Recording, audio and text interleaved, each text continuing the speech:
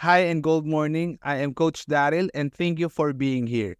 So I will be with you together with Coach Sena all throughout dito sa process natin sa sales ladder. Alright?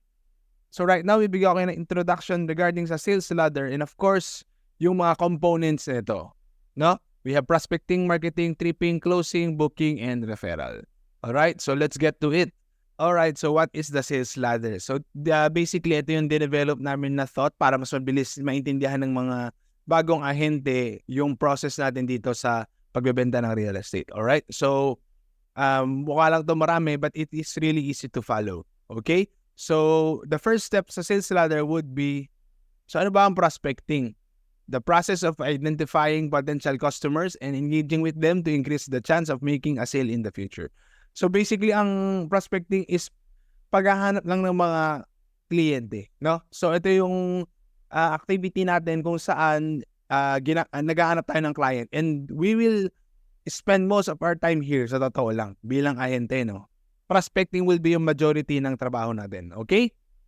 Next is telemarketing. So telemarketing is the direct marketing of goods or services to potential customers over telephone or internet. So basically, ito yung pagbebenta sa internet, no?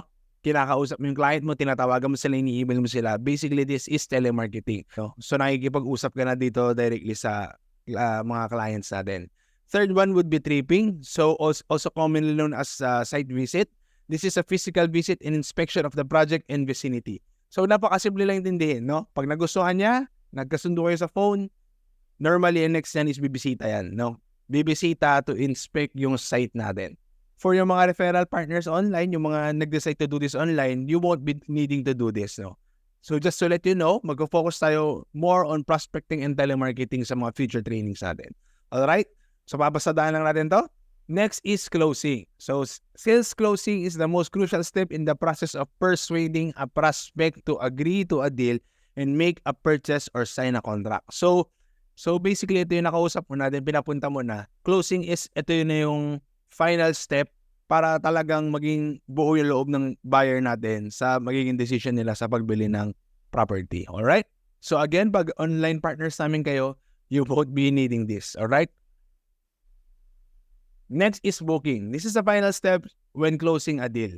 The process of going through counseling and orientation regarding the payments and any undertaking. So basically, ito na yung mga ini-interview sila ng officers ng 1890 regarding dito sa binili nila. And of course, dinidiscuss dito yung payment and yung mga ibang kailangan nilang malaman regarding sa mga susunod na process, no? Again, pag online partners namin kayo, hindi nyo na kailangan nito. Lastly would be the referrals. Ito yung pinakamasarap na part when closing a deal. Ito yung the bonus process. If you did a good job, your client might just recommend you to their friends for more sales. So, ito yung reward of being good sa trabaho mo, no? So, if nagustuhan nila yung servisyo natin, possible yan na igawin to nila yan sa mga kasama nila for us to get more sales. So, yan lang, no? Very simple. That's the sales process. Yan yung 6 na yan na dyan nagre-revolve ang buhay ng isang ahente. Alright? So, with that, you can proceed to the next training and we will talk about prospecting. See you there.